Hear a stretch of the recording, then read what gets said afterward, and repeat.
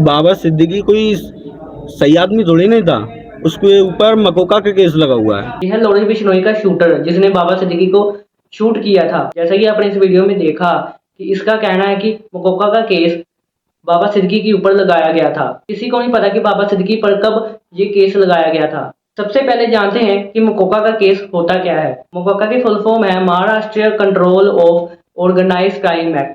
ये act Maharashtra state के द्वारा ऑर्गेनाइज किया गया है। इस एक्ट के द्वारा जो लोग स्मगलिंग करते हैं ड्रग्स की, उनके लिए ये एक्ट बनाया गया है। जो ड्रग्स की स्मगलिंग करता पकड़ा गया, उसके ऊपर ये एक्ट का केस बनेगा। और यही केस बाबा सिद्दीकी के ऊपर भी लगा है। क्या मतलब कि बाबा सिद्दीकी ड्रग्स पेडलर है।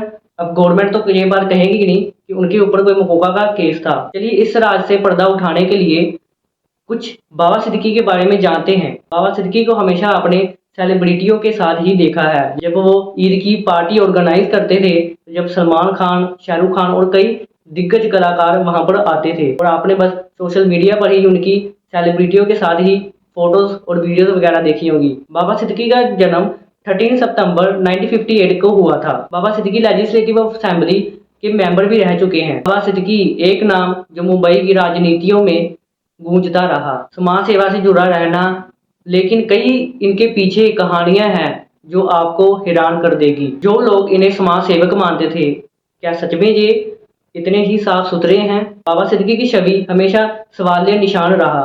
मुंबई में उनकी राजनीति पर पकड़ तो थी, बट उनके पीछे कई भ्रष्टाचार और अवैध कार्यों के आरोप भी लगते रहे। कहा जाता है कि वो अपनी पावर का गलत इस्तेमाल करते थे। इंटरनेट पे जो उनकी खबरें आती रहती है, मैं उनके ही ऊपर आपको ये चीजें बता रहा हूँ, ये मैं खुद नहीं बोल रहा। बाबा सिद्दीकी ने सेवा के नाम पर अच्छे काम भी किए, पर उनकी असली मंशा राजनीतिक फायदे उठाने से ही उनको मिलती थी।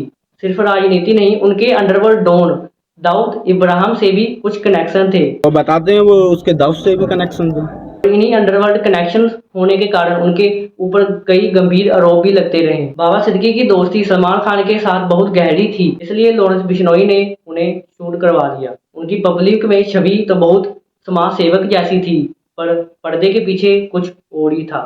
चलिए अब बात करते हैं कि उनके ऊपर मकोका का केस दर्ज हुआ था कि नहीं। ये बात किसी को नहीं पता, मीन्स की सोशल मीडिया पर भी नहीं इसका जिक्र किया गया। अब पता नहीं कि लॉरेंस बिश्नोई का जो शूटर है, वो लॉरेंस बिश्नोई की इमेज को अच्छा बनाने के लिए, देशभक्त कहलाने के लिए वो उनके ऊपर झूठा आरोप लगा रहा है। प्लीज सब्सक्राइब करना मत भूलिएगा।